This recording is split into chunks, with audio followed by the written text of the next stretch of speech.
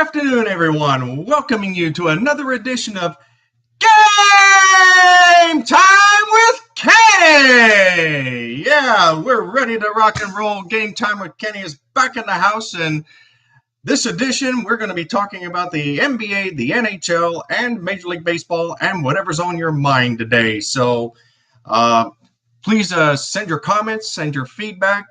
Whatever you'd like to do, whatever's on your mind, we'll talk about it. And we'd love to hear your opinions on what you think in the world of sports, along with the NBA playoffs, the NHL playoffs, the Major League Baseball season, which is over a month old and a couple of months into the regular season.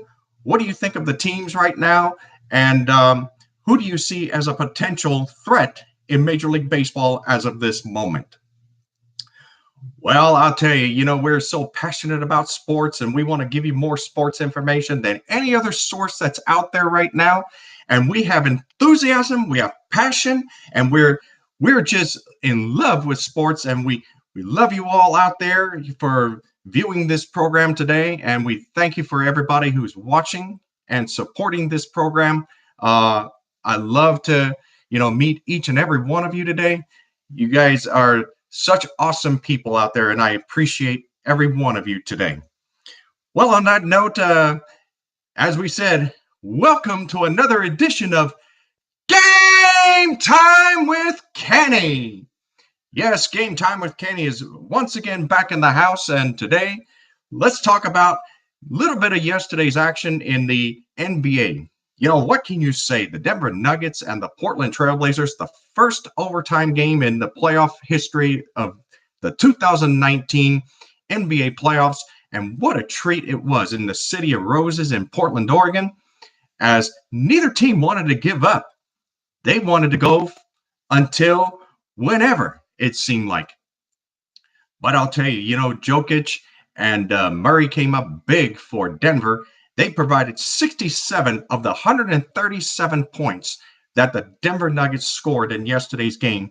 They two players almost single-handedly outscored the rest of the team of the Denver Nuggets. They provided 67. Again, the rest of the team only came up with 70 points. So again, the two players between Murray and Jokic combined for a total of 67 points. That was just truly an amazing game yesterday. And what about McCollum for the Portland Trailblazers? I mean, it seemed like every single shot he was taking, he just could not miss. And I love the energy that the Portland Trailblazers put on in that game, and the Denver Nuggets as well.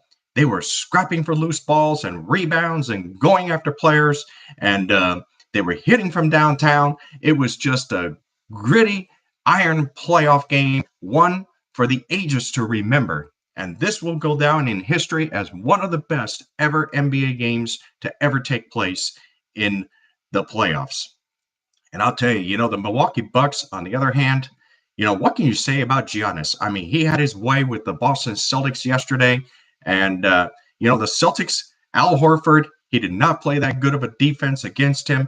He allowed him, and the rest of the Celtics allowed him to penetrate through the paint, get the slam dunks, and get the two-handed jams and everything else.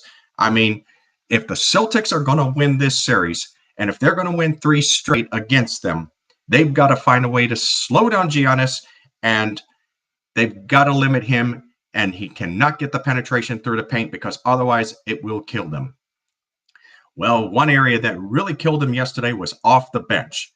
They got 46 points to the Celtics 16. They got outscored by 30 points off the bench yesterday.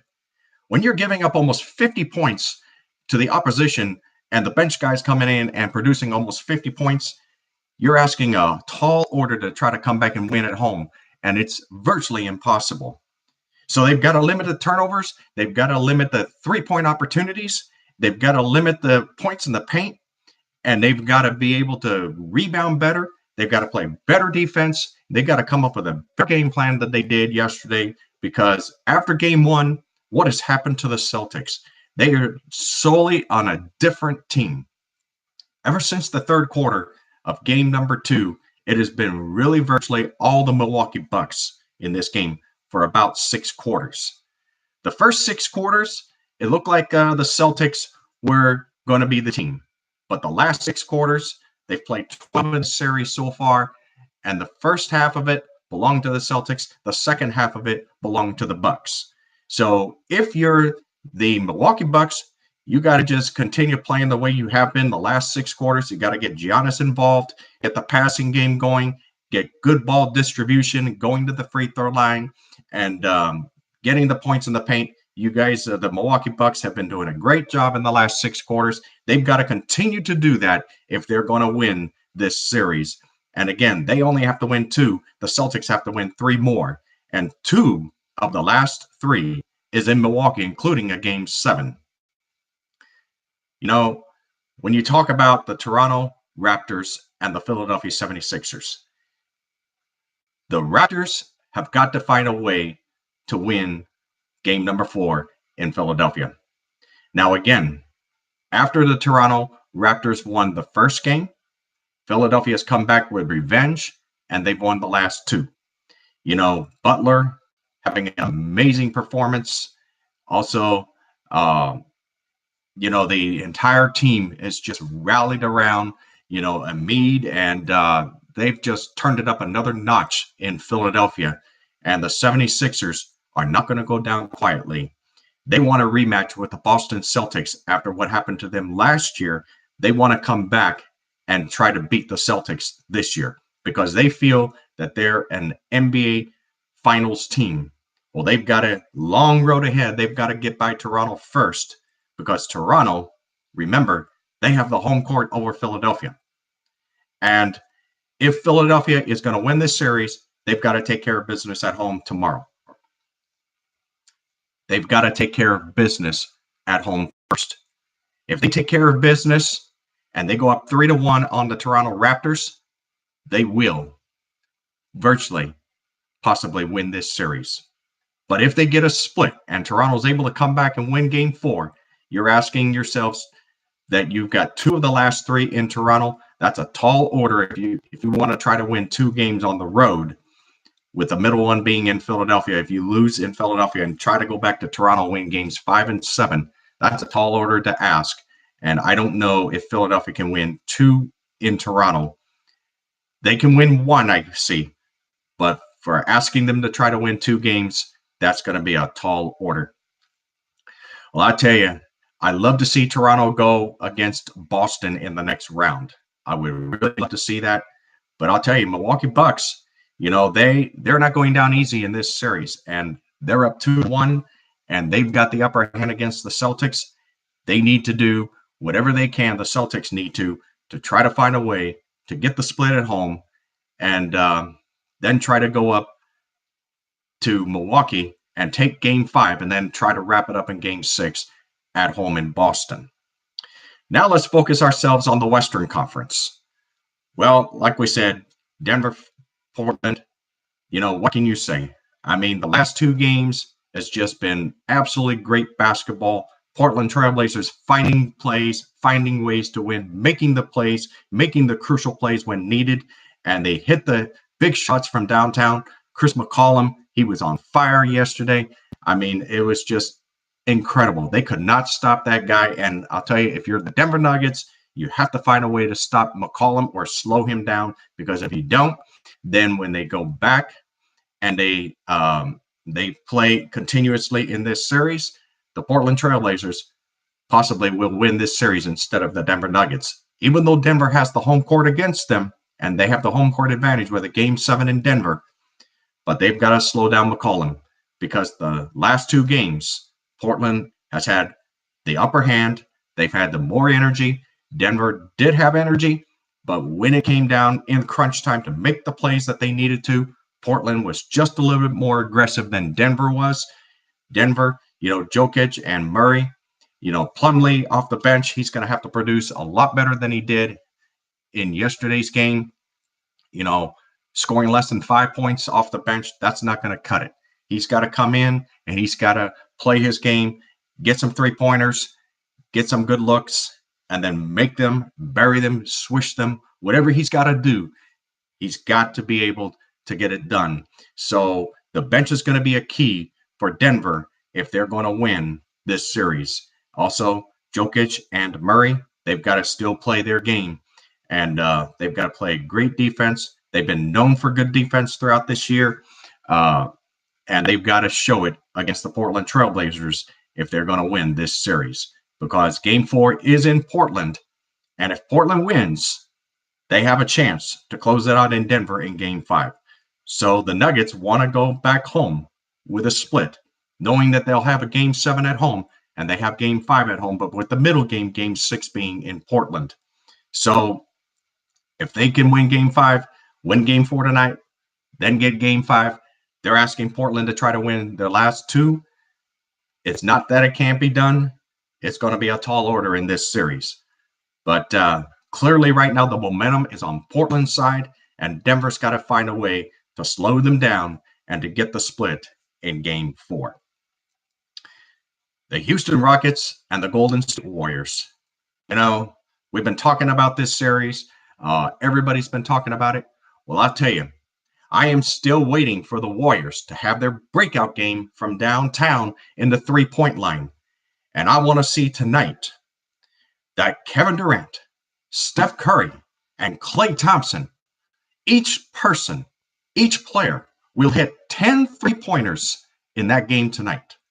If they can do 10 three-pointers between all three players, that's 30 points per player, and that's 90 points combined between those three. That's not including Draymond Green and the rest of the guys, Iguodala, Bogut, and others. But if the three main guys, Steph Curry, Kevin Durant, and Klay Thompson, can hit from downtown, that would be awesome. You know, then the Houston Rockets will be reeling, and they'll be like, what do we do? How do we slow these guys down? They're so on fire. And then they're going to be like, okay, do we double team each guy? If we double team them, you don't have enough players on the court to double team all three players, because you're still going to have one guy that you're not going to be able to double team because you only got 5 players on the court. And if you're asking to double team 3 of them, you're going to leave 2 players open with one guy being guarded by 1 player. But if you decide to use only one guy on each of those 3, you're going to hope that they're not going to be able to get assists and somebody break loose underneath, like Iguodala or Bogut underneath the basket, and get an easy assist and an easy layup. You know, the Rockets, they are in a must-win. You know, they've got to try to get the split in Oakland. The Warriors, they tried to get the split in Oakland, but they could not. So Game 3 is in Houston. Game 4 is in Houston. So, I mean, the Warriors, this is the knockout blow punch that they need to, you know, like a heavyweight title fight, and you go that 12 or 15 rounds, and that 12th round or that 15th round, you know, depending on the fight, you know, some of them have 12 rounds in a fight, some of them have 15. Well, whatever round it is, either the 12th or the 15th round, they've got to be able to put that knockout punch just like that and say to the Rockets, look, we're up 2-0, and we're going to come into your place, and we're going to steal this one, and we're going to put you on the brink of elimination for Game 4, and we're going to have you be stressed out and going back to sleep tonight. We're going to have you guys thinking, wow, we blew this game. Now we're on the brink of elimination, and now we're having to win 4 straight against these guys to go into the Western Conference Final.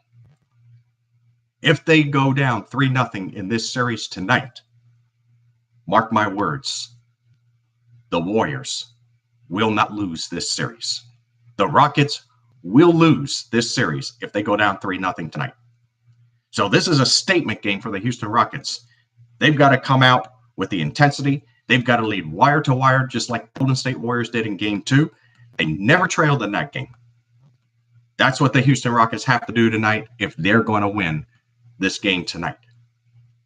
Can they do it in front of a huge crowd expected in Houston, Texas? Or will the Warriors have something else to say? Will Steph Curry, Klay Thompson, and Kevin Durant be hot from downtown? And every attempt that they make from the three-point line, that they make every one of them and that they don't miss. If each of those guys went 10 for 10 from the three-point line, that would be just truly amazing. And I'm looking for Steph Curry even to come up in one of those plays and hit a shot from downtown near half court, as he did in Oklahoma City, in the Oklahoma City Thunder game on a Saturday night a year ago. Remember, he hit one from near half court. It was awesome. I'm expecting that same intensity tonight in Houston. All right, let's go to the NHL playoffs. Well, what can you say about the Carolina Hurricanes? You know, they won Game 7 against the Washington Capitals on the road in an overtime game, sending the Washington Capitals packing their bags and waiting till next season. That means Alex Ovechkin cannot add to his playoff total of 50-plus goals in the playoffs. He's got 50. Right now, trailing in second place is the San Jose Sharks' Logan Couture. Logan Couture, we'll talk about the Sharks and the Avs, or the Avalanche, in just a minute. But going back to the Carolina Hurricanes, now they've got this rest. They're waiting for the Boston Bruins Columbus Blue Jackets winner. That possibly could go 7 games. So if that series goes to 7 games, the Carolina Hurricanes have potentially more than a week off before they play their next game. They'll be well rested. But the backdrop to that is some teams, when they get too much rest and they don't play in between, they become rusty. And it takes them a little bit to get back energized and get them back into the flow of their game. Will that happen to the Carolina Hurricanes with all this rest now that they got? Or will they be the ones that will be aggressive when they play their next opponent, either the Boston Bruins or the Columbus Blue Jackets? Each team at home, Columbus and Boston, in the first 4 games, the road team is 1-1, the home team is 1-1. So the series is tied at 2, with 2 of the next 3 in Boston, games 5 and 7. Tonight's game will be at 7 Eastern, 4 Pacific, 1 p.m. for those of you in the Hawaiian Standard Time Zone. And that would be an awesome game when they play at the Beantown. So that is going to be tremendous history making. You know, the Boston Bruins, when Orr was there, and you had the original 6 teams that started the National Hockey League, the Boston Bruins being one of them. It's just so awesome to see. You know, I'd love to see the Boston Bruins go to the Stanley Cup in the Eastern Conference. And, you know, I would love to have them play against the San Jose Sharks and Logan Couture, you know, in company, and Patrice Bergeron on the other side for the Boston Bruins. What a hockey matchup that would be, to see Bergeron against Couture and see who can out-battle each other, you know, for the most goals in that series in the Stanley Cup final. If it's those 2 teams, that is going to be worth watching. And I believe there will be a lot of people tuning in to watch that series if the San Jose Sharks and the Boston Bruins can pull it off. But it's too early to tell still, because Columbus is not giving up. You know, Columbus has come in. They've won 1 game in Boston. They won 1 game in Columbus. And they're for real right now. So the Bruins, they've got to feed off the momentum they had in the last game. They never trailed in the last game. They led wire to wire in that game as well. That's the way the Bruins are going to have to play in tonight's game. They had an early 2-0 lead. Columbus came back with a goal, but then Boston comes back with 2 more, and they win 4-1. The Bruins, they've got to find a way to win 2 more games.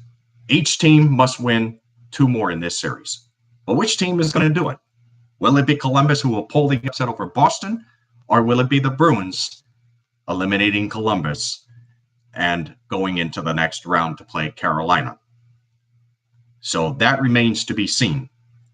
But I'll tell you, you know, speaking of the Carolina Hurricanes, on another side note, Justin Williams, you know, what a hockey player he is. I mean, he had 2 goals in this series. He has 100 points in the postseason.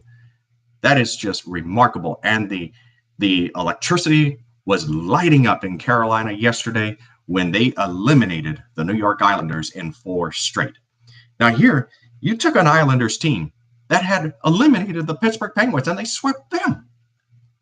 And then they come back around and they get swept by Carolina. So figure the odds of that.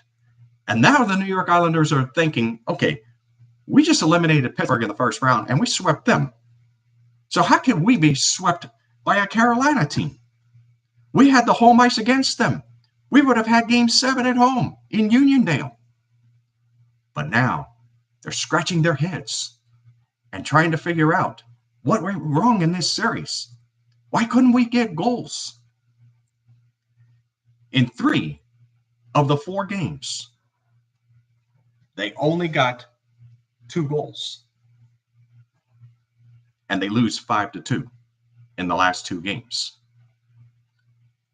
They lose an overtime game in the first one, 1-0, off a real bad bounce and a lucky break by the Carolina Hurricanes. And then in game 2, they lose again at home. So if you're the Islanders, you have to figure out what do you got to do for next year. Well, I'll tell you, in the Western Conference, Dallas and St. Louis, Dallas has got a good defense. I'm looking for them to wrap up Game 6 in St. Louis in their next game. They went 2-1 yesterday, so I'm hoping that they wrap it up in Game 6. That game will be tomorrow at 3 Eastern, noon Pacific, 9 a.m. on the West Coast. It is the only hockey game that will be on tomorrow. St. Louis and Dallas tomorrow for game number 6. And that is, again, going to be in Dallas, Texas tomorrow. So the Stars looking to wrap it up at home tomorrow. A great game. It'll be on NBC tomorrow at 3 Eastern, noon Pacific, and 9 a.m. out west. St. Louis has already proven that they can win in Dallas because that's what they did in Game 3. They went in there and they beat the Dallas Stars 4-2. They've got to come back with the same effort, and they've got to try to prove that they can win in Dallas again, maybe by the same margin, 4-2, and then force a Game 7 back at home. Well, when you look at the Colorado Avalanche and the San Jose Sharks, wow, the Avalanche are a young team, but you got Logan Couture, among others, for the San Jose Sharks. They've got to find themselves back in this series because they gave up 3 goals in Game 4. And they lose 3-0.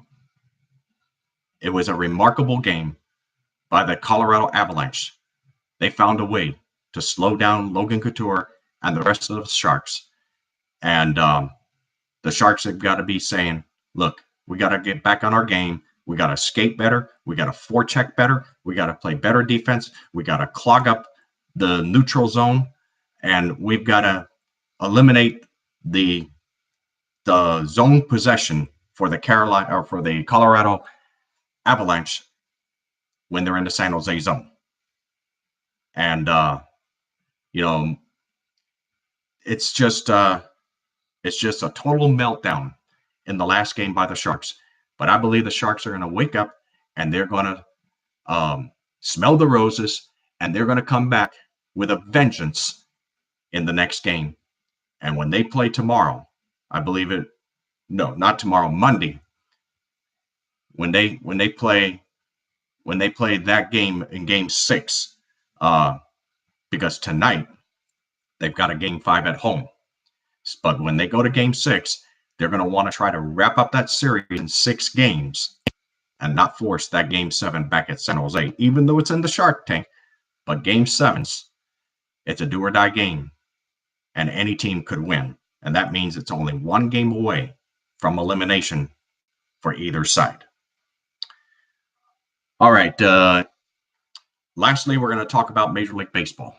Well, the Tampa Bay Rays, after the first 24 games, they had the best record. They were 16 wins and 8 losses.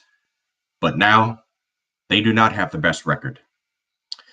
And they've got to be saying to themselves, what did we do wrong now? We had the best record to start off the season, 16 and 8. But now They've had a little bit of a losing streak in between, and the Tampa Bay Rays do not have the best record in Major League Baseball right now. But the team right now, one of the teams to watch out for is the Seattle Mariners, because the American League Western Division is the best race in all of baseball right now. A half a game separates the Houston Astros and the Seattle Mariners. The Astros are in first place. The Mariners are in second, only a half a game off the lead. And the Mariners started a 10-game road swing yesterday. And their first stop is in the Jake in Cleveland, Ohio, taking on the Cleveland Indians. They want to cool down the Mariners. The Mariners, they want to go on this road swing with 10 straight victories. If they go away with 10 straight victories, they entered into Cleveland yesterday with a record of 18 wins and 15 losses. What they would like to do is go back home with a record of 28 and 15. If they can get 10 wins on the road and get all 10 victories, that would be something for them. And that would be a great thing that the Mariners can take back with them back to Seattle. But I don't see the Mariners winning all 10 on the road. I think they can win at least 5, maybe 6 games. Maybe they can get it right at 500 or just be a little bit above 500 before they go back to Seattle. I see them winning maybe 6 of those 10, but not all 10 games. The Astros, they're going to continue hot baseball as well. Last year, the Astros and Mariners battled it out a little bit. Then the Mariners started getting that losing streak toward the end of the season. The Astros got hot, and they just couldn't seem to lose a game, and the Astros eventually pulled away from the Mariners. Well, the Mariners are hoping the reversal will take place this year, and that they're the ones that's going to get hot toward the end of the regular season. The Astros are going to be in a little bit of a losing streak, and the Mariners are going to be able to pull away in that Western Division. So look for that division to be a neck-and-neck race all the way to the end of the regular season. I really believe that that's going to be the division to watch in all of baseball. Well, speaking of Oakland, who's also in that battle in the American League West, after this season, they will only have one professional sports team in Oakland, California. That will be the Oakland Athletics, the baseball team. That's the only team that will be left after this season, because the Golden State Warriors are moving across the bay into San Francisco. They will play the 2019-2020 NBA season, regular season, preseason in San Francisco. And the Oakland Raiders football team for the 2020 NFL season, they will begin in Las Vegas. So they will be moving to Vegas. So the only team that will be left will be the Oakland A's, because they don't have a National Hockey League team. Remember, there used to be a hockey team in San Francisco. They used to play in the Cow Palace. Well, will San Francisco try to go and get a hockey team in the near future? And where would they play? Would they play in the Cow Palace still, or will there be a new arena or a new stadium for them? Well, speaking of the National Hockey League, Seattle will have one next year. So the next season, the city of Seattle will have a National Hockey League team. And that's going to be awesome to see, by next year that they have a hockey team up there. It's going to be awesome for them as well.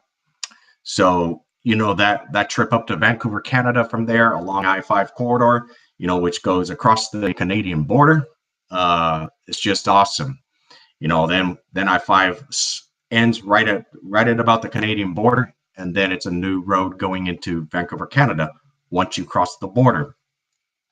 But I'll tell you, we just wanted to send our sympathy to those people that were involved in a major car accident that occurred just before the Canadian border in Blaine, Washington on I-5 near the Canadian border. Looks like there was speed that was involved in that crash yesterday. There was at least one fatality in that crash. So we want to send our condolences to those families that were affected by the accident in Blaine, Washington, right near the Canadian border. So hoping that everybody's doing well over there. And we're sorry for the tragic loss of the one person that did die. We don't have the name of that person, but we know that there was at least one fatality in that crash yesterday. So please be safe on the roadways wherever you're driving today. And remember that, it only takes a split second. So please be very careful out there on the road. And, when you're playing sports or whatever you're doing, just be careful. And all the players on the court and on the ice for the National Hockey League, even on the baseball field, you athletes that are out there each and every day, just be careful. Don't strain yourself. Don't get any injuries. And just let's have a great season in all of professional sports. So we just want to really end the program with that. And I really, truly do have a passion for sports. And, I love to chat with athletes and everyone else. And somewhere in the near future, hopefully we'll get a 800 line set up to where, we can have a live call-in show as well. And we get your feedback, we get your comments, and that we're able to take calls. That's something hopefully we're looking forward to somewhere down the road. Well, I want you all to have a great weekend and enjoy the games, everyone, and just be safe wherever you are. And until the next edition, I want to say have a great weekend, and we're going to resume again on Monday with the next edition of Game Time with Kenny. Yes, we will resume again on Monday. And until then, you have a great weekend and be safe, everyone. And we'll talk to you on Monday.